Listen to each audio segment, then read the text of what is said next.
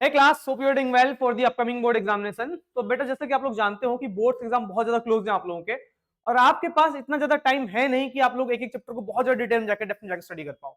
तो इसीलिए आप लोगों के लिए रैपिड 30 मिनट्स रिवीजन सीरीज लेके आया गया है, जिसमें हम लोग बोर्ड्स के पर्सपेक्टिव से जो भी टॉपिक्स इंपॉर्टेंट हैं उनको डिटेल में रिवाइज करेंगे। बाकी सब ऑब्वियस है कि सभी टॉपिक्स को कवर करेंगे, बट उन टॉपिक्स को ज्यादा फोकस करेंगे, है ना, जो बोर्ड के पॉइंट ऑफ व्यू से ज्यादा इंपॉर्टेंट होगा। क्लियर है? और साथ ही मैं आपको ये बता दूं कि हमारा जो, क्योंकि इस टाइम जो है ना बेटा, आप लोगों को क्वेश्चंस करने की बहुत ज्यादा नीड है, क्योंकि आपको पता है लास्ट ईयर एक ही डेरिवेशन आया था एक सेट में, है ना, 3 नंबर का आया था, है ना। न्यूमेरिकल ओरिएंटेड एग्जाम बन रहे हैं आज के डेट में, तो आप लोगों को न्यूमेरिकल्स पे, कॉन्सेप्चुअल क्वेश्चंस पे फोकस करना है। न्यूमेरिकल वाली क्लासेस बेटा जो हमारी लाइव चल रही हैं, उसके जो टाइमिंग्स हैं, है ना, अगर आपको लाइव क्लासेस ज्वाइन करना है तो उनके टाइमिंग्स हैं पर्टिकुलरली, वो हमारे जो व्हाट्सएप चैनल है ना, वहां पे अपडेट किया गया है, और साथ में टेलीग्राम चैनल पे भी अपडेटेड है। आप लोगों को क्या करना है कि डिस्क्रिप्शन में जो लिंक है वहां से आप चैनल ज्वाइन कर लो, और लाइव क्लासेस अगर लेना हो, ठीक, आप उस दिन लाइव क्लासेस ले सकते हो, जो कि रात को 8 से 9 के अराउंड, या 8 से 9 या 9 से 10 के अराउंड चलता है। क्लियर है? और अदरवाइज आप लोग रिकॉर्डेड वीडियो भी देख सकते हो, है ना। चैप्टर वाइज हम लोग बहुत ज्यादा इंपॉर्टेंट क्वेश्चंस करेंगे जो बोर्ड्स के लिए इंपॉर्टेंट है। और आई थिंक बिना टाइम वेस्ट के हमें स्टार्ट करना चाहिए, है ना। सबसे पहले हम बात करेंगे बेटा किसके बारे में? सबसे पहले बात करेंगे चार्ज इलेक्ट्रोस्टैटिक्स के बारे में। इलेक्ट्रोस्टैटिक्स है क्या? बेसिकली इलेक्ट्रोस्टैटिक्स फिजिक्स का वो ब्रांच है जहां पर हम लोग जब चार्ज रेस्ट में रहेगा उसके बारे में स्टडी करते हैं। क्लियर है? आगे बढ़ेंगे। नेक्स्ट, चार्ज क्या होता है बेटा? कोई भी सब्सटेंस हो, कोई भी मैटर हो बेटा, वो किससे मिलकर बना हुआ है? एटम से मिलकर बना हुआ है। और एटम्स में हमारे क्या होते हैं? एटम्स में हमारे होते हैं इलेक्ट्रॉन एंड प्रोटॉन, और यही इलेक्ट्रॉन और प्रोटॉन अपने अंदर क्या करते हैं? चार्ज को कंटेन करते हैं, है ना। तो इसीलिए चार्ज एक प्रॉपर्टी है किसी भी सब्सटेंस की। एक इलेक्ट्रॉन पे निगेटिव चार्ज होता है, दैट इज माइनस का 1.6 इंटू 10⁻⁻19 कूलम, और एक प्रोटॉन पे भी सेम चार्ज होता है बट वो पॉजिटिव होता है। क्लियर है? कोई डाउट तो नहीं होगा? आगे बढ़ेंगे, है ना। यूनिट की बात करें चार्ज की, चार्ज की यूनिट क्या होती है बेटा? कूलम होता है। चार्ज दो तरह के होते हैं हमारे पास, एक होता है पॉजिटिव, एक होता है निगेटिव। ठीक, बहुत बेसिक चीजें हैं, हम लोगों को उन पे फोकस करना है जहां जहां बोलूं मैं इंपॉर्टेंट है। ठीक, सिर्फ उसी को नोट करो, वो ज्यादा इंपॉर्टेंट होने वाला है। और ये तो बेसिक चीजें आपको पता होगा तो वेल एंड गुड, थोड़ा जल्दी जल्दी स्किप करेंगे इनको। चार्ज आपको पता है कि दो तरीके के होते हैं। दो लाइक चार्जेस हो गए, मतलब पॉजिटिव पॉजिटिव या निगेटिव निगेटिव, वो रिपेल करेंगे। अनलाइक चार्जेस क्या करते हैं? तो अट्रैक्ट करते हैं। आगे बढ़ेंगे। चार्ज जब ट्रांसफर होता है तो एक चीज याद रखना है आपको, चार्ज जब ट्रांसफर होता है तो चार्ज कैसे ट्रांसफर होता है? कोई भी एटम है उसके अंदर, वो उसके अंदर क्या होता है? न्यूक्लियस होता है। न्यूक्लियस पे होता है पॉजिटिव चार्ज, चारों तरफ घूम रहे होते हैं इलेक्ट्रॉन्स, और जितने पॉजिटिव चार्ज है उतना ही निगेटिव चार्ज होता है, इसलिए एटम होता है इलेक्ट्रिकली न्यूट्रल। कोई भी चार्ज उस पर नहीं होता, नेट चार्ज होता है 0। बट अगर मैं यहां से इलेक्ट्रॉन को बाहर निकाल दूं, ठीक है, इस इलेक्ट्रॉन को मैं कुछ एनर्जी दूंगा जिससे ये इलेक्ट्रॉन बाहर आ जाएगा, तो जब ये इलेक्ट्रॉन अपने साथ बाहर जाएगा, अपने साथ क्या चार्ज लेके चला जाएगा बेटा? माइनस का 1.6 3 कूलम लेके चला जाएगा। इसको आप ऐसे समझो कि एक बॉडी पे 4 पॉजिटिव चार्ज है, 3 पॉजिटिव चार्ज है, 3 निगेटिव। तो एक पॉजिटिव एक निगेटिव बना रहा है न्यूट्रल, तो 3 पॉजिटिव 3 निगेटिव क्या बनाएंगे बेटा? न्यूट्रल बनाएंगे। लेकिन अगर इसमें से मैं इस एक निगेटिव को बाहर निकाल देता हूं तो इलेक्ट्रॉन अपने साथ चला गया चार्ज लेके। क्लियर? यहां से केस बेस्ड स्टडी के क्वेश्चन बनते हैं, इसलिए ये इंपॉर्टेंट है, थोड़ा सा समझ लेना अच्छे से। इलेक्ट्रॉन अपने साथ क्या चार्ज लेके चला गया बेटा? Negative charge. क्लियर है? तो पीछे क्या छूट जाएगा? देखो, एक पॉजिटिव एक निगेटिव न्यूट्रल हो गया, तो उस पर आ जाएगा पॉजिटिव चार्ज। तो एक चीज याद रखना है कि किसी बॉडी से अगर चार्ज बाहर निकला, ठीक है, लिख लो इसको एक जगह पे, जब किसी बॉडी से एक चार्ज निकलता है तो वो अपने साथ निगेटिव चार्ज लेके चला जाता है बेटा, और पीछे क्या छोड़ जाता है? पॉजिटिव चार्ज छोड़ जाता है। अब इलेक्ट्रॉन जब जाएगा तो इलेक्ट्रॉन का कुछ मास भी होगा, तो इलेक्ट्रॉन्स अपने साथ अपना मास भी, भाई इलेक्ट्रॉन गया तो मास भी जाएगा, तो कुछ मास बॉडी का क्या हो जाता है? कम हो जाता है इलेक्ट्रॉन के जाने से। तो इलेक्ट्रॉन के ट्रांसफर होने की वजह से बेटा क्या होता है? इलेक्ट्रॉन के ट्रांसफर होने की वजह से बेटा चार्ज ट्रांसफर होता है। क्लियर है? आगे बढ़ेंगे। नेक्स्ट, ठीक, बेसिक बेसिक चीजें आपको पता होना चाहिए, ठीक है। मतलब अब चार्ज कहां से कहां जाएगा, एक बॉडी से दूसरे बॉडी पे जाएगा, वो डिपेंड करेगा उस बॉडी के नेचर के ऊपर। जैसे कि आपको दिख रहा है, ग्लास रॉड को मैंने सिल्क में रब करा तो पॉजिटिव आ गया। क्लियर? वहीं प्लास्टिक रॉड को अगर मैं सिल्क में रब करूंगा तो निगेटिव आ जाएगा। कोई डाउट तो नहीं है? आगे बढ़ना चाहिए। तो याद रखना है बेटा, किसी पे अगर पॉजिटिव चार्ज आया है इसका मतलब क्या है? कि इलेक्ट्रॉन वहां से निकल गया है, तभी ना पॉजिटिव चार्ज आ गया। और किसी पे अगर निगेटिव चार्ज आया है इसका क्या मतलब है? कि इलेक्ट्रॉन उस पर आया होगा। Clear? Next, basic properties of charges है। सबसे पहले बात करेंगे बेटा एडिटिविटी ऑफ चार्ज की। थोड़ा जल्दी जल्दी देख के चलता है ना, ये आप चाहो तो स्किप भी कर सकते हो, बहुत ज्यादा अगर आता हो तो, ठीक है, बहुत ज्यादा इंपॉर्टेंट नहीं है सब चीजें। तो एडिशन ऑफ चार्ज क्या है बेटा? एडिशन ऑफ चार्ज होता है कि चार्जेस को आप नॉर्मली ऐड कर सकते हो, जैसे कि एक बॉडी पे +2 कूलम चार्ज है और एक में -6 कूलम चार्ज है, तो नेट नेट चार्ज क्या होगा बेटा? इन दोनों को जोड़ दो, -6 + 2 -4 कूलम आ जाएगा। क्लियर है? इसके बाद हम बात करेंगे चार्जेस कंजर्व। चार्जेस कंजर्व का मतलब कि टोटल चार्ज किसी भी आइसोलेटेड सिस्टम में कांस्टेंट रहेगा। जैसे मान लेते हैं कि आपको पता है कि इस पॉजिटिव चार्ज है, इस पर निगेटिव चार्ज है, चार्ज हमेशा हायर कंसंट्रेशन से लोअर कंसंट्रेशन जाता है, मतलब जहां चार्ज ज्यादा है वहां से वो फ्लो होता है, जहां चार्ज क्या होता है बेटा, कम होता है। अब इस दोनों बॉडी को मैं कॉन्टेक्ट में लेकर आऊंगा तो ऑब्वियसली चार्जेस का फ्लो होना शुरू हो जाएगा, फिर मैंने अलग कर दिया। अब मैंने ये चीज ऑब्जर्व किया कि ए पे आ गया है -1 कूलम चार्ज, तो बी पे कितना चार्ज होगा। तो कंजर्वेशन ऑफ चार्ज कहता है कि चार्ज जो पहले था और चार्ज जो बाद में है दोनों बराबर होंगे। तो यहाँ से +10 कूलम और ये -6, इन दोनों को जोड़ेंगे तो किसके बराबर होगा, इस पे -1 कूलम है, इस पे मैंने मान लिया x कूलम चार्ज, इस -1 को इधर ले आएंगे तो +5 कूलम आ जाएगा। क्लियर है, अब क्लियर हो गया, आगे बढ़ेंगे नेक्स्ट। क्वांटाइजेशन ऑफ चार्ज, बेटा क्वांटाइजेशन ऑफ चार्ज इंपॉर्टेंट, थोड़ा ध्यान समझ लेना। चार्ज जब भी एक बॉडी से दूसरे बॉडी पे, ठीक है, जहां जहां इंपॉर्टेंट बोलूंगा उसी को मार्क करना आप लोगों को। चार्ज जब एक बॉडी से दूसरे बॉडी पे ट्रांसफर होगा तो चार्ज को कौन लेके जाएगा, इलेक्ट्रॉन लेके जाएगा। एक इलेक्ट्रॉन पे इतना इतना चार्ज होता है, तो अगर 2 इलेक्ट्रॉन किसी बॉडी से बाहर गया तो इतना चार्ज आएगा, 3 इलेक्ट्रॉन बाहर गया तो इतना चार्ज आएगा। तो क्या 1.5 इलेक्ट्रॉन ट्रांसफर होना पॉसिबल है, नहीं, 1.5 इलेक्ट्रॉन कोई बाहर जा ही नहीं सकता। तो मतलब या तो इतना चार्ज आएगा, या तो इतना चार्ज आएगा, या तो इतना चार्ज आएगा। इनके बीच में कोई भी चार्ज, जैसे मैं बोल दूं कि 2 × 10⁻−19 कूलम चार्ज जा सकता है बेटा, नहीं जा सकता। क्यों, क्योंकि एक इलेक्ट्रॉन इतना चार्ज लेके जाएगा, 2 इलेक्ट्रॉन इतना चार्ज लेके जाएगा, तो 1.5 इलेक्ट्रॉन के बीच में तो होगा नहीं कहीं कि 1.5 इलेक्ट्रॉन चार्ज लेके चला जाए। तो इसलिए बेटा इसी को हम क्या बोलते हैं, क्वांटाइजेशन ऑफ चार्ज। जब भी चार्ज ट्रांसफर होगा that should be integral multiple of charge on each electron, ठीक है ना। n या तो 1 होगा, या तो 2 होगा, या तो 3 होगा, n 1.5 नहीं हो सकता। क्लियर है, आगे बढ़ेंगे नेक्स्ट। क्वेश्चन है ना, बेसिक क्वेश्चन है, ये आ जाता है। देखो मैंने बताया था अभी कि कुछ केस बेस्ड स्टडी में क्वेश्चन बनते हैं, वो इस टाइप के क्वेश्चन बनते हैं, है ना। हम आगे बात करेंगे। तो पॉलीथीन, एक पॉलीथीन पीस को रब किया गया बेटा उलेन से और फाउंड हुआ होगी have a negative charge. Polythene पे नेगेटिव चार्ज आ गया बेटा। पॉलीथीन पे अगर नेगेटिव चार्ज आ रहा है इसका मतलब क्या होगा, इलेक्ट्रॉन कहीं से आया होगा, तो ऊल से कहां आएगा इलेक्ट्रॉन, पॉलीथीन पे आएगा। जिस पे नेगेटिव चार्ज आता है बेटा उस पे इलेक्ट्रॉन अंदर आता है ना। तो इलेक्ट्रॉन पे कितना चार्ज है, और नेगेटिव चार्ज है 3 × 10⁻17 कूलम। तो चार्ज आ चुका है। आपसे पूछा गया क्या, नंबर ऑफ इलेक्ट्रॉन कितने ट्रांसफर होंगे, किसमें से किसमें हुए। तो number of electron transfer from which to which, तो आप बोलोगे इलेक्ट्रॉन ऊल से पॉलीथीन में ट्रांसफर हुए हैं, और कितने इलेक्ट्रॉन्स हुए हैं, तो हमने भी पढ़ा Q = N ही होता है बेटा। तो E को नीचे डिवाइड में भेज दो, N आ जाएगा। तो Q हमें दे रखा है this much of coulomb divide by एक इलेक्ट्रॉन पे चार्ज। काट पीट के जब आंसर ले आओगे तो वो आएगा number of electron approximately. Clear है, कितने इलेक्ट्रॉन्स आए, आया समझ नहीं है। साथ में क्या मास ट्रांसफर हुआ है, ऑब्वियस है, तो पॉलीथीन का मास बढ़ जाएगा क्योंकि इलेक्ट्रॉन इसके अंदर आए। क्लियर है, आगे बढ़ेंगे नेक्स्ट। कूलम्ब्स लॉ क्या कहता है बेटा, ठीक है, यहाँ से इंपॉर्टेंट शुरू होता है, मतलब यहाँ से क्वेश्चन आना शुरू हो जाएंगे। तो कूलम्ब्स लॉ कहता है कि दो चार्जेस हैं, दोनों चार्जेस के बीच लगने वाला फोर्स कितना होगा, K(Q1Q2/r²। और यहाँ पे जो K है बेटा वो है हमारा constant, that is 9 × 10⁻9 newton metre square per coulomb square. K की वैल्यू 1/4πε0 है। इस एप्सिलॉन नॉट को हम क्या बोलते हैं बेटा, इलेक्ट्रिकल परमिटिविटी। क्लियर है, आगे बढ़े बेटा। इसकी वैल्यू होती है बेटा 8.85 × 10⁻11। क्लियर, तो ये electrical permittivity of free space होता है, ध्यान रहेगा बेटा। आगे बढ़े, इसके बाद बात करेंगे बेटा रिलेटिव परमिटिविटी और डाइलेक्ट्रिक कांस्टेंट। रिलेटिव परमिटिविटी या डाइलेक्ट्रिक कांस्टेंट होता क्या है ना, यहाँ से एमसीक्यू बनेगा, है ना, ये जो मैंने लिख रखा है यहाँ से एमसीक्यू आता है। ठीक है, ध्यान से समझना, जो बताते जा रहा हूँ इंपॉर्टेंट है ना, उसी पे फोकस करना है सिर्फ आपको। तो देखो डाइलेक्ट्रिक कांस्टेंट क्या है, डाइलेक्ट्रिक कांस्टेंट ऐसे समझो कि दो चार्ज है, दोनों के बीच का डिस्टेंस आर है। अब इन दोनों चार्ज को पहले वैक्यूम में रखा, मैंने फोर्स नाप मेजर कर लिया कि कितना फोर्स है। अब उन्हीं दोनों चार्जेस को मैं किसी मीडियम में रख लूंगा, ठीक, उस मीडियम, वो मीडियम कितना परमिट करेगा, है ना, वो मीडियम कितना परमिट करेगा वो होता है उसकी रिलेटिव परमिटिविटी, सॉरी उस मीडियम की परमिटिविटी। तो उस मीडियम में उन दोनों चार्जेस के बीच कितना फोर्स लग रहा है, तो इन दोनों का जो रेशियो होगा, force in vacuum divide by force in medium, इसी को हम क्या बोलते हैं, डाइलेक्ट्रिक कांस्टेंट। तो एक चीज आपको याद रखना है हमेशा, वैक्यूम में फोर्स हमेशा ज्यादा होगा क्योंकि कोई डिस्टर्बेंस क्रिएट नहीं करेगा, चार्जेस के बीच कुछ भी नहीं है तो बहुत ज्यादा स्ट्रॉन्ग फोर्स लगेगा। लेकिन अगर उन दोनों चार्जेस के बीच कुछ मीडियम आ गया तो क्या होगा, उनके बीच फोर्स घट जाता है। तो याद रखेंगे बेटा, किसी भी मीडियम में जो फोर्स होगा इस फोर्स को K से डिवाइड कर दो, और K की वैल्यू ना हमेशा जनरली 1 से बड़ा होता है, तो इसलिए फोर्स हमेशा कम ही आएगा। तो फोर्स जो होता है K टाइम्स रिड्यूस हो जाता है ना, एमसीक्यू में क्वेश्चन आएगा तो फोर्स रिड्यूस हो जाएगा किसी मीडियम में, अगर उस मीडियम का डाइलेक्ट्रिक कांस्टेंट क्या है बेटा, K है।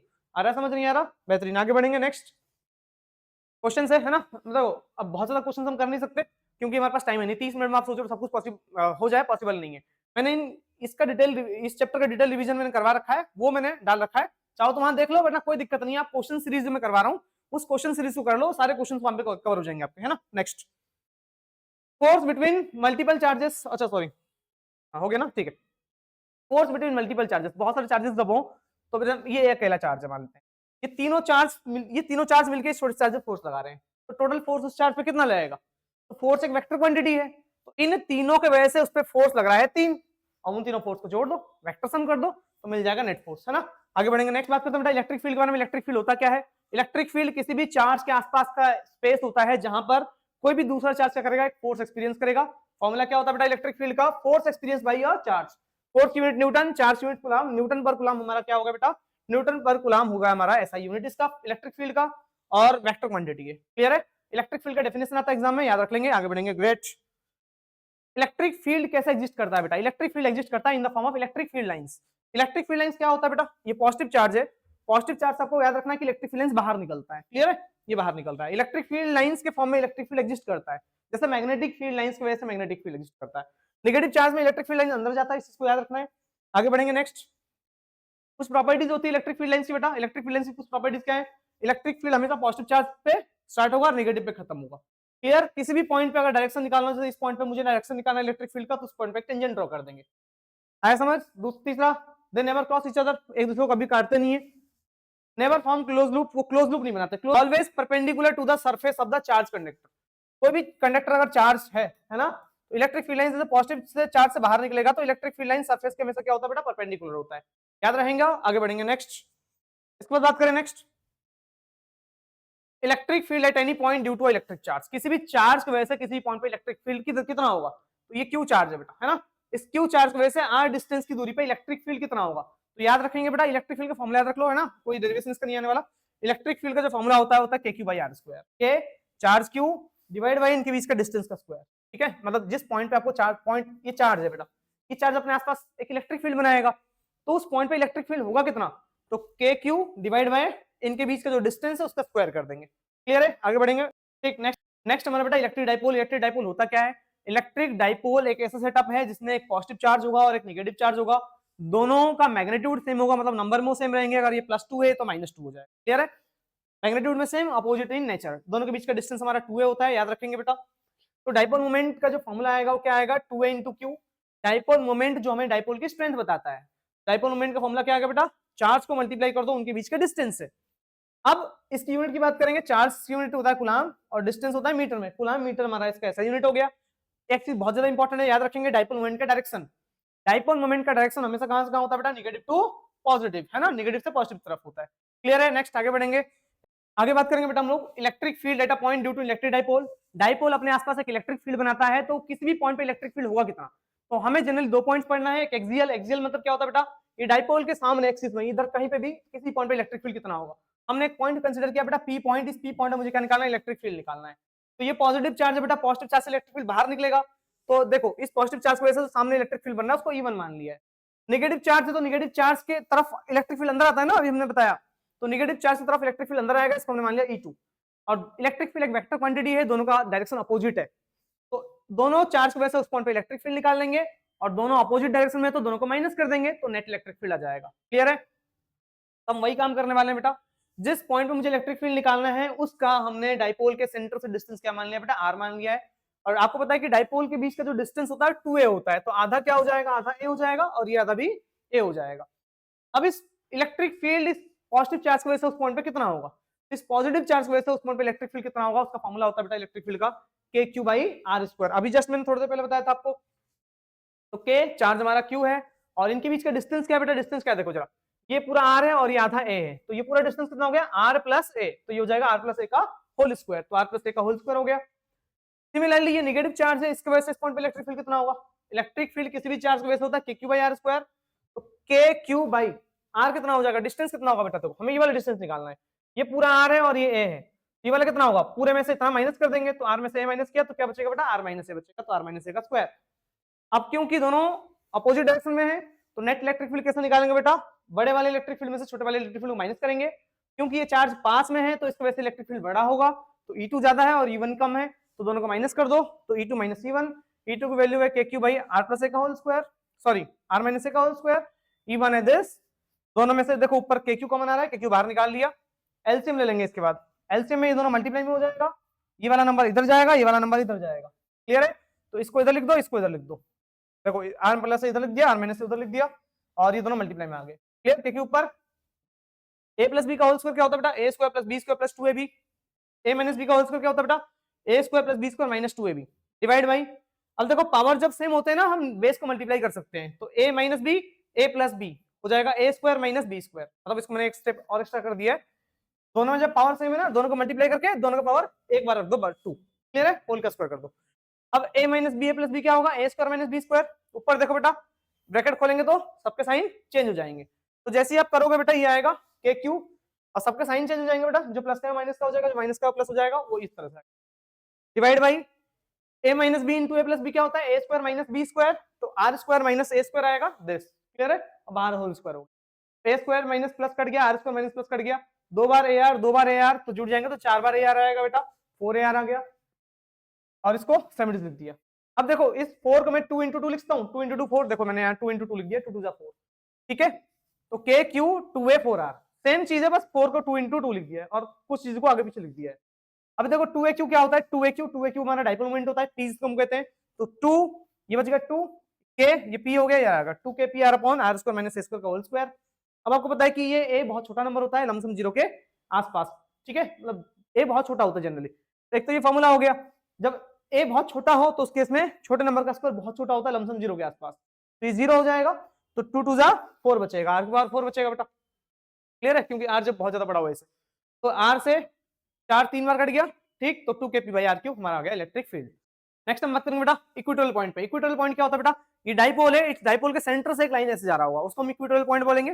तो इस सेंट्रल लाइन के भी किसी भी पॉइंट पे मुझे इलेक्ट्रिक फील्ड निकालना हो तो कैसे निकालेंगे, तो सेंट्रल वाला पॉइंट ये मैंने मान लिया, क्लियर है। जिस पॉइंट का हमें इलेक्ट्रिक फील्ड निकालना है उसका सेंटर से डिस्टेंस हमेशा r कंसीडर करते हैं हम लोग, तो ये पूरा डिस्टेंस बेटा 2a है, तो आधा क्या हो जाएगा, a हो जाएगा। ये 90 डिग्री है, तो पाइथागोरस थ्योरम जब लगाएंगे हम लोग बेटा, तो हाइपोटेनियस क्या होता है, अंडर रूट में परपेंडिकुलर का स्क्वायर प्लस बेस का स्क्वायर, परपेंडिकुलर r है तो r का स्क्वायर प्लस बेस हमारा a है तो a का स्क्वायर, क्लियर है। तो ये वाला डिस्टेंस मिल गया, और ये आइसोसेलेस ट्रायंगल होगा तो इसलिए ये डिस्टेंस इतना होगा, ये डिस्टेंस भी उतना ही होगा। हमने ये कंसीडर कर लिया बेटा कि ये एंगल थीटा है तो ये एंगल भी थीटा होगा, क्योंकि आइसोसेलेस ट्रायंगल में अपोजिट एंगल्स बराबर होते हैं।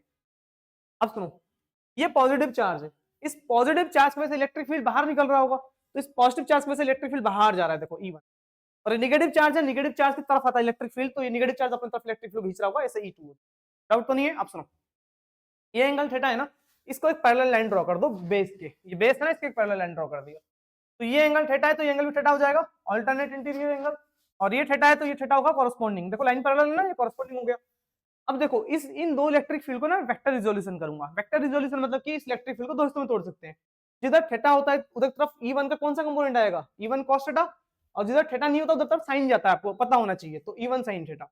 सिमिलरली बेटा ये नीचे E2 है तो इसका भी इधर वाला कंपोनेंट E2 cos थीटा होगा, और नीचे वाला कंपोनेंट क्या होगा, E2 sin थीटा। डाउट तो नहीं है, ग्रेट। अब मैं E1 निकालता हूं, पहले क्या होता है, जैसे पॉजिटिव चार्ज की वजह से इस पॉइंट पे इलेक्ट्रिक फील्ड कितना होगा, तो इलेक्ट्रिक फील्ड किसी भी चार्ज की वजह से क्या होता है बेटा, हमने फॉर्मूला पढ़ा अभी, के क्यू बाई आर स्क्वायर, तो के चार्ज क्यू है डिवाइड बाई डिस्टेंस ये है, तो इसका स्क्वायर कर देंगे, तो स्क्वायर करते ही स्क्वायर से रूट कट जाएगा, क्या बचेगा, K Q by R square plus A, clear है। इसके बाद बात करूं इलेक्ट्रिक फील्ड इस नेगेटिव चार्ज की वजह से कितना होगा, तो सेम चार्ज इलेक्ट्रिक फील्ड के चार्ज हमारा क्यों है डिवाइड बाई डिस्टेंस क्या होगा बेटा, इस चार्ज और इस चार्ज का बताया था ना, ये दोनों सेम रहेंगे, तो ये भी सेम ही रहेगा, जो कि under root R square plus A square है, स्क्वायर से रूट कट गया, ये आ गया। अब आपको ये दिख रहा होगा बेटा यहाँ पर कि E1 जितना आया E2 भी उतना ही आया है, तो E1 E2 बराबर है, और थीटा भी क्या है, देखो सेम ही है। तो देखो वेक्टर क्वांटिटी में जब दो वेक्टर्स अपोजिट में होते हैं तो कैंसिल कर देते हैं अगर सेम हुए तो E1 E2 दोनों सेम ही है, और साइन थीटा भी क्या है, सेम ही है, तो ऊपर जितना इलेक्ट्रिक फील्ड नीचे भी उतना इलेक्ट्रिक फील्ड, तो E1 साइन थीटा और E2 साइन थीटा दोनों अपोजिट में है तो वो कैंसिल कर देंगे एक दूसरे को। अब इलेक्ट्रिक फील्ड बचेगा कितना बेटा, अब इलेक्ट्रिक फील्ड बचेगा दो, E1 cos थीटा और E2 cos थीटा, क्योंकि ये दोनों इन दोनों वेक्टर्स को हमने तो तोड़ दिया है, तो अब यही बचा ना E1 cos theta plus E2 cos theta, तो दोनों को जोड़ देंगे तो नेट इलेक्ट्रिक फील्ड कितना आएगा, E1 cos theta plus E2 cos theta. अच्छा E1 E2 दोनों ही सेम है, तो जहां E1 है वहां E2 लिख सकता हूं, जहां E2 है वहां E1 लिख सकता हूं, तो जहां E2 है मैंने बेटा वहां E1 लिख दिया है ना, जहां E2 है वहां पर E1 लिख दिया, तो E1 cos थीटा दो बार E1 cos थीटा हो गया बेटा, डाउट तो नहीं है। तो 2 E1 कितना आया, E1 आया था हमारे KQ by R square plus A square. अब cos थीटा क्या होता है, ध्यान समझना, इंपॉर्टेंट डेरिवेशन बेटा, ये स्किप बिल्कुल नहीं करना है। cos थीटा क्या होता है, ये ट्रायंगल है, cos थीटा की वैल्यू निकाल दो, cos थीटा क्या होता है बेटा, बेस अपॉन हाइपोटेनियस, तो देखो ट्रायंगल के ये एंगल है, सामने वाला साइड परपेंडिकुलर होता है, नीचे वाला बेस होता है, तो बेस हमारा A हो गया और हाइपोटेनियस हो गया ये under root R square plus A square. cos theta का जगह पे क्या लिखा बेटा, under A upon under root R square plus A square. देखो 2AQ पास पास लिख दिया, 2AQ हमारा P बन गया, KP बन गया। अब देखो इस पूरे की पावर कितनी है, इसके ऊपर से इस पूरे की पावर 1 है, और यहाँ रूट का मतलब की पावर 1/2, तो दोनों को जब जोड़ेंगे ना बेस से में ना पावर जोड़ दो, तो 1 में 1/2 जोड़ेंगे तो 3/2 हो जाएगा। तो ये आ गया इलेक्ट्रिक फील्ड। तो आपको सेम केस लेना है जब ए बहुत ज्यादा छोटा हो, है ना, लमसम 0 के आसपास होगा, आर बड़ा हो काफी ज्यादा ए से, तो ये 0 हो गया, तो आर स्क्वायर की पावर 3/2, 2 से 2 कट गया, आर क्यूब बच जाएगा, दिस क्लियर है, नेट इलेक्ट्रिक फील्ड आ गया। अब एक चीज और याद रखना है, एक्सियल और इक्वेटोरियल पे जो इलेक्ट्रिक फील्ड का रेशियो होता है, देखो जब डिवाइड करोगे ना कट के 1/2 आएगा, मतलब इलेक्ट्रिक फील्ड एक्सियल में जो होता है वो दुगना होता है किसके, इक्वेटोरियल। ठीक, यहाँ से एमसीक्यू आएगा, ध्यान रखना है। बाकी डेरिवेशंस आते हैं दोनों, वो भी इंपॉर्टेंट है, ध्यान रखना। आगे बढ़े, आगे बात करेंगे बेटा हम लोग, किसी भी डाइपोल को अगर मैं एक्सटर्नल इलेक्ट्रिक फील्ड में रखूं तो उस पर टॉर्क लगता है, वो गोल गोल गोल गोल ऐसे घूमने लगता है, ठीक है ना। वो टॉर्क कितना होता है, ये वाला डेरिवेशन में आता है बेटा एग्जाम में 2 नंबर में, ध्यान देंगे। तो ये पॉजिटिव चार्ज है, नेगेटिव चार्ज है, ये इलेक्ट्रिक फील्ड में रखा गया है, ठीक है। और ये डाइपोल कितना एंगल बना रहा है बेटा, इलेक्ट्रिक फील्ड से टेढ़ा एंगल बना रहा है, मान लेते हैं, चलेगा, ग्रेट। आपको पता होना चाहिए बेटा इलेक्ट्रिक फील्ड ना पॉजिटिव चार्ज को अपने साथ ले जाता है, फोर्स जो लगाता है अपनी तरफ लगाता है, और नेगेटिव चार्ज को अपने से दूर भेजता है ना, पीछे की तरफ भेजेगा चार्ज, क्लियर है। अब इस पॉजिटिव चार्ज पे कितना फोर्स लगेगा, तो फोर्स का फॉर्मूला क्या होता है बेटा, फोर्स होता है क्यूई। इलेक्ट्रिक फील्ड जब फोर्स लगाता है ना, देखो इलेक्ट्रिक फील्ड का फॉर्मूला क्या था बेटा, force upon charge, cross multiply करेंगे तो फोर्स कितना आ जाएगा, क्यू इंटू ई। ठीक, तो जो चार्ज पे फोर्स लगेगा वो क्या लगेगा, क्यू इंटू ई लग जाएगा, आया समझ नहीं आया, सामने की तरफ। और निगेटिव चार्ज पे भाई चार्ज तो सेम ही है, तो सेम फोर्स लेकिन अपोजिट डायरेक्शन में लगेगा। तो इस पर नेट फोर्स क्या होता है बेटा, नेट फोर्स क्या होता है, एक आगे लग रहा है पीछे लग रहा है, तो नेट फोर्स हो जाएगा, दोनों को माइनस कर देंगे, कट के 0 आ गया। तो कभी कभार एग्जाम में आता है कि शो करो कि नेट फोर्स 0 है, तो शो कर दिया अपने नेट फोर्स 0 है, क्लियर है। आगे बात करेंगे, जब नेट फोर्स 0 हो गया, दोनों अपोजिट में है, तो टॉर्क क्रिएट करेंगे। टॉर्क का फॉर्मूला क्या होता है, फोर्स इंटू परपेंडिकुलर डिस्टेंस। तो फोर्स हमारा क्यू ही है, परपेंडिकुलर डिस्टेंस समझो क्या होता है, दोनों फोर्स, एक फोर्स इधर एक फोर्स इधर, दोनों फोर्स के बीच का परपेंडिकुलर डिस्टेंस, तो इस फोर्स के और इस फोर्स के बीच का डिस्टेंस हमने परपेंडिकुलर डाल दिया, परपेंडिकुलर डिस्टेंस बीसी हो गया, तो टॉप फोर्स इंटू बीसी।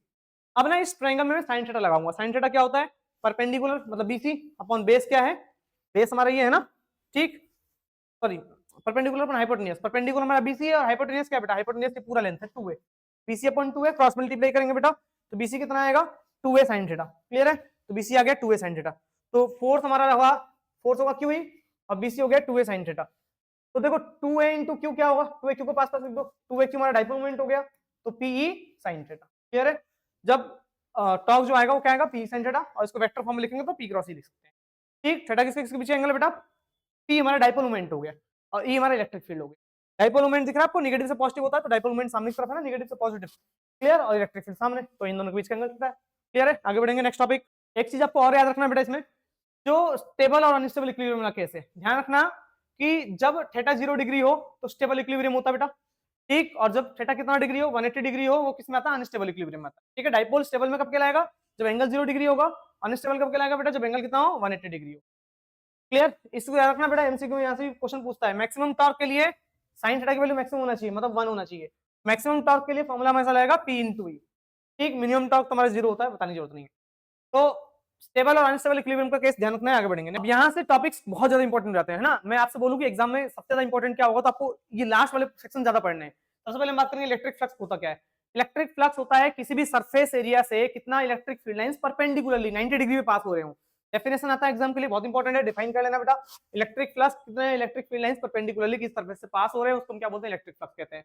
तो इलेक्ट्रिक फ्लक्स का फॉर्मूला होता है बेटा ईडीएस, है ना, ये ईडीएस कॉस थीटा, याद रखेंगे। इलेक्ट्रिक फील्ड एस बोलो या ए बोलो, बात दोनों एरिया को ही रिप्रेजेंट करते हैं। Electric field into area into cos theta. Theta क्या होता है बेटा, थीटा होता है इलेक्ट्रिक फील्ड, देखो इलेक्ट्रिक फील्ड ऐसे जा रहा है नीचे की तरफ, और एरिया क्या है बेटा, सामने की तरफ दिख रहा है। एरिया वेक्टर क्या होता है समझ लो पहले, एरिया वेक्टर होता है जो सरफेस के परपेंडिकुलर होता है, इसको हम एरिया वेक्टर कहते हैं, है ना, ये सामने डीएस। अब ये इलेक्ट्रिक फील्ड है, अब इस इलेक्ट्रिक फील्ड के दो कंपोनेंट होंगे, एक ऊपर ई कॉस थीटा और एक नीचे नीचे ई साइन थीटा।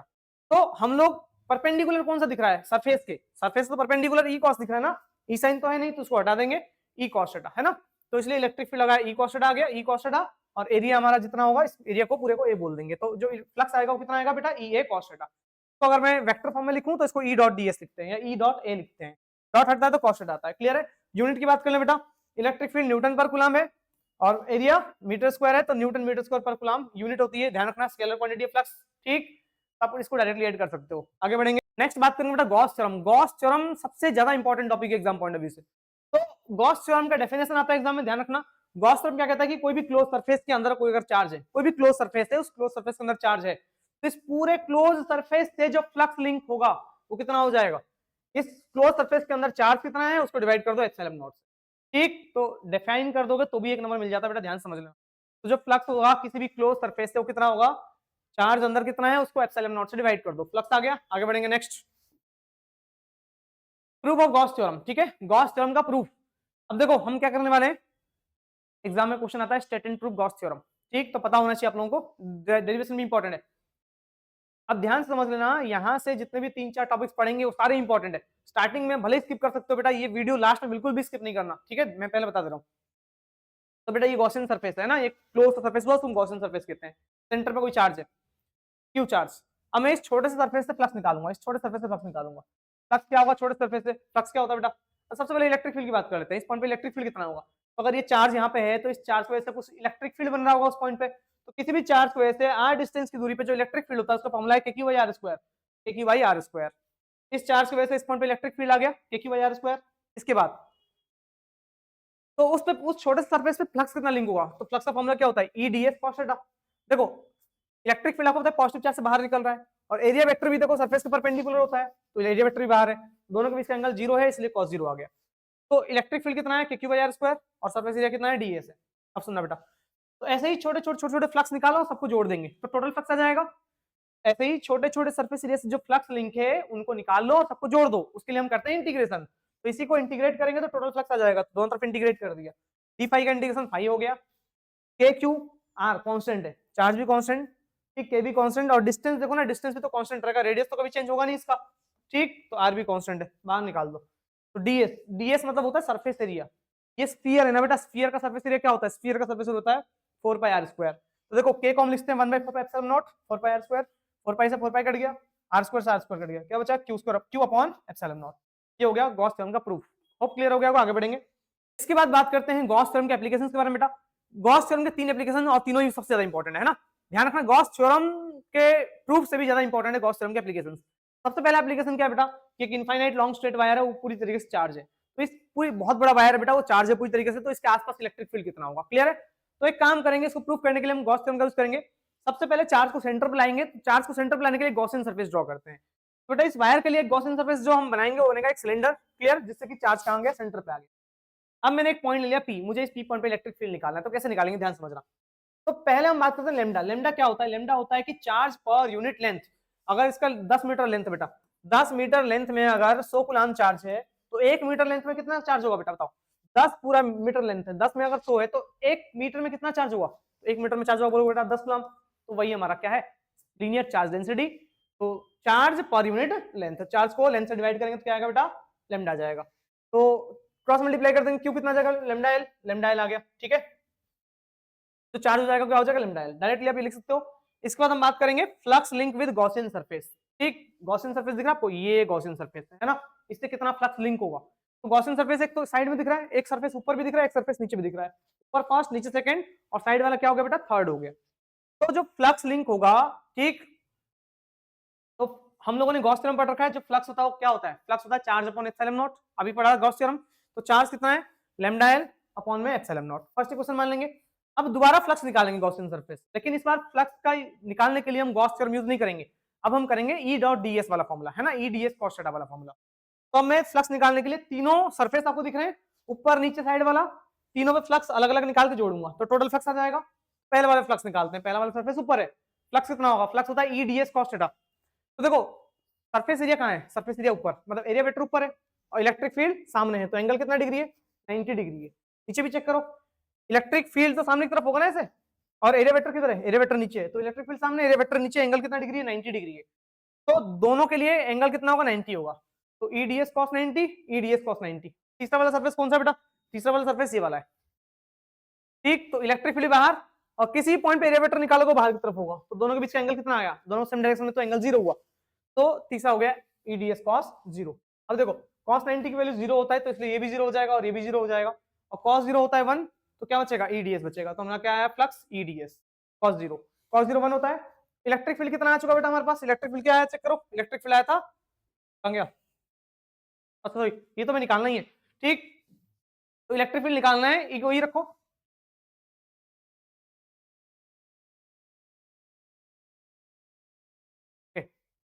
स्टार्ट। तो फ्लक्स हमारा क्या है बेटा, ईडीएस कॉस जीरो बचा, कॉस जीरो की वैल्यू 1 होता है बेटा। अब फ्लक्स इज इक्वल टू, हमने ये भी निकाल रखा है बेटा, फ्लक्स क्या था, ई इंटू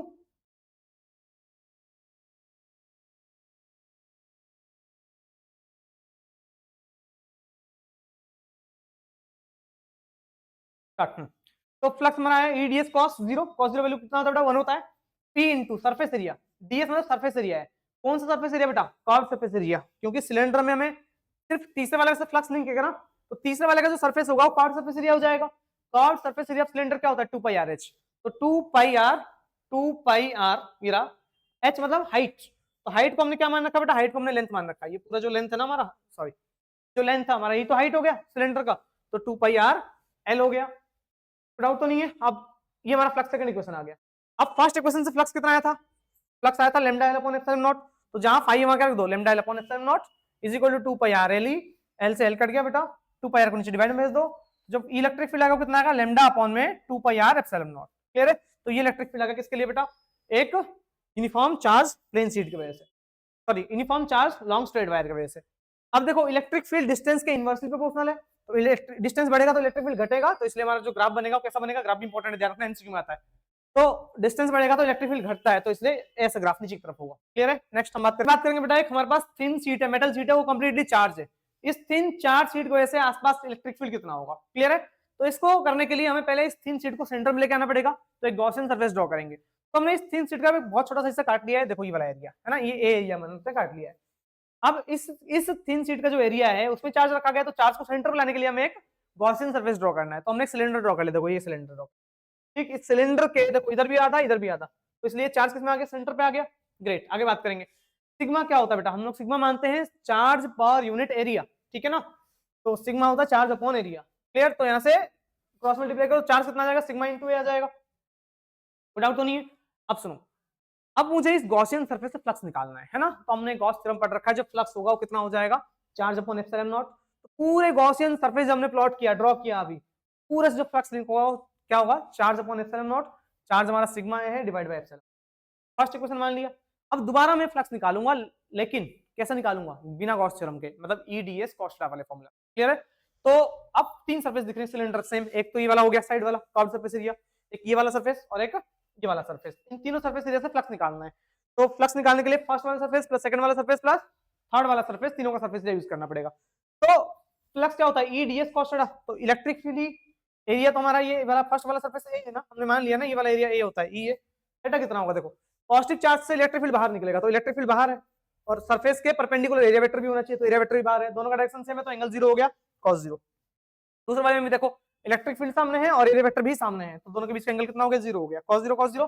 तीसरे वाले में देखो, तीसरा वाला सरफेस ये है बेटा, और इलेक्ट्रिक फील्ड जा रहा है सामने की तरफ, और एरिया वेक्टर तो सरफेस के परपेंडिकुलर होता है, तो एरिया वेक्टर जाएगा ऊपर, तो एंगल कितना डिग्री हुआ, 90 डिग्री, तीसरे वाले में 90 हो गया, cos 90 जीरो होता है, आपको पता है, हटा दो, जीरो कर दो, ठीक। तो ये cos 0 1, cos 0 1, तो क्या बचेगा, EA प्लस EA कितने बार, दो बार EA, तो जो फ्लक्स होगा वो क्या बचेगा, दो बार EA, ठीक है। अब फ्लक्स हमने ऑलरेडी निकाल लिया है, जो कि है sigma A upon epsilon naught, तो पुट कर दो यहाँ पे, फ्लक्स यहाँ पर sigma A upon epsilon divide is equal to 2 है, तो ऐसे ए कट गया, 2 को नीचे भेज दो, is equal to sigma upon 2 epsilon naught. अब ध्यान रखना है बेटा, ये इलेक्ट्रिक फील्ड इंडिपेंडेंट है डिस्टेंस के, डिस्टेंस पे डिपेंड कर ही नहीं रहा, तो डिस्टेंस चाहे बहुत दूर चले जाओ, जब बहुत पास रहो, इलेक्ट्रिक फील्ड हर जगह सेम रहेगा, तो इसलिए लाइन सीधी बनेगी, है ना, डिस्टेंस के साथ इलेक्ट्रिक फील्ड का, क्लियर हो गया। ये बहुत ज्यादा इंपॉर्टेंट था बेटा, सबसे ज्यादा हाईली इंपॉर्टेंट कोई डेरिवेशन है इस चैप्टर में, तो ये सबसे ज्यादा इंपॉर्टेंट है। लास्ट डेरिवेशन बेटा, एक थिन स्फेरिकल सेल हमारे पास, वो पूरी तरीके से चार्ज है ना, सेल होलो है, मतलब अंदर से खोखला है, तो जब ये चार्ज है, तो इस थिन चार्ज स्फेरिकल सेल को ऐसे इलेक्ट्रिक फील्ड बनेगा, अंदर भी बनेगा कुछ बाहर भी बनेगा, तो वो इलेक्ट्रिक फील्ड होगा कितना, तो अंदर किसी पॉइंट पे इलेक्ट्रिक फील्ड निकालना है, पहला केस हम लेते हैं, अंदर कोई पॉइंट पी ले लिया, अब किसी पॉइंट पे इलेक्ट्रिक फील्ड निकालना है, तो आपको एक क्या बनाना पड़ेगा, गॉसियन सरफेस बनाना पड़ेगा, तो हमने एक गॉसियन सरफेस ड्रॉ कर लिया, दिख रहा है आपको, एक गॉसियन सरफेस ड्रॉ कर लिया, तो इलेक्ट्रिक फील्ड फ्लक्स कितना लिंक होगा बेटा, उस पॉइंट से इस गॉसियन सरफेस से फ्लक्स कितना लिंक होगा, फ्लक्स होता है charge upon epsilon naught, clear है, डाउट तो नहीं है, क्रॉस मल्टीप्लाई कर दो।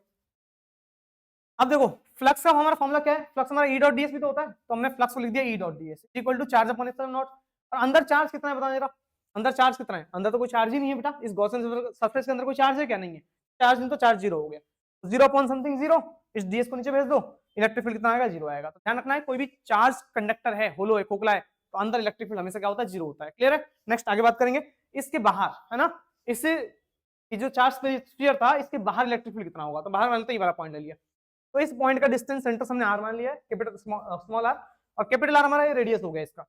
अब देखो सबसे पहले फ्लक्स निकालने के लिए फॉर्मुला यूज करूंगा E dot D S, clear है। तो फ्लक्स का formula E dot D S होता है, और गॉस थ्योरम क्या कहता है, फ्लक्स होता है क्यू अपॉन एप्सिलॉन नॉट। तो दोनों बराबर होंगे, तो ई डॉट डी एस किसके बराबर हो जाएगा, क्यू अपॉन एप्सिलॉन नॉट के बराबर हो जाएगा। तो डॉट हटेगा तो कांस्टेंट आता है बेटा। तो देखो इलेक्ट्रिक फील्ड भी बाहर है, पॉजिटिव चार्ज है ना, ये तो पॉजिटिव चार्ज की वजह से इलेक्ट्रिक फील्ड बाहर है, और सरफेस के परपेंडिकुलर एरिया वेक्टर भी बाहर है। तो इलेक्ट्रिक फील्ड बाहर, एरिया वेक्टर बाहर, दोनों के बीच एंगल कितना है बेटा, 0 डिग्री है। कोई डाउट तो नहीं है, इलेक्ट्रिक फील्ड बाहर आ गया, कांस्टेंट है। तो सरफेस एरिया क्या होगा, डीएस, सरफेस एरिया स्फीयर है ना ये, तो स्फीयर का सरफेस एरिया होता है 4 पाई आर स्क्वायर, तो 4 पाई आर स्क्वायर हो गया, cos 0 1 होता है, हटा देंगे, क्यू अपॉन एप्सिलॉन नॉट। तो इलेक्ट्रिक फील्ड कितना हो जाएगा, 4 पाई आर स्क्वायर को उधर डिवाइड में भेज देंगे, तो क्योंकि इलेक्ट्रिक फील्ड कितना आएगा, Q upon 4 pi R square epsilon naught, clear है। तो इस तरीके से चैप्टर हुआ खत्म। मैं कोशिश करना बेटा कि वो न्यूमेरिकल्स वाले क्लासेस आप कंडक्ट करो, क्योंकि चैप्टर को अच्छे से बूस्ट तभी कर पाओगे जब आप न्यूमेरिकल्स करोगे, है ना। न्यूमेरिकल ओरिएंटेड अगर नहीं होगे, डेरिवेशन से कुछ भी नहीं होने वाला सिर्फ, ठीक है। तो मिलते हैं बेटा नेक्स्ट वीडियो में।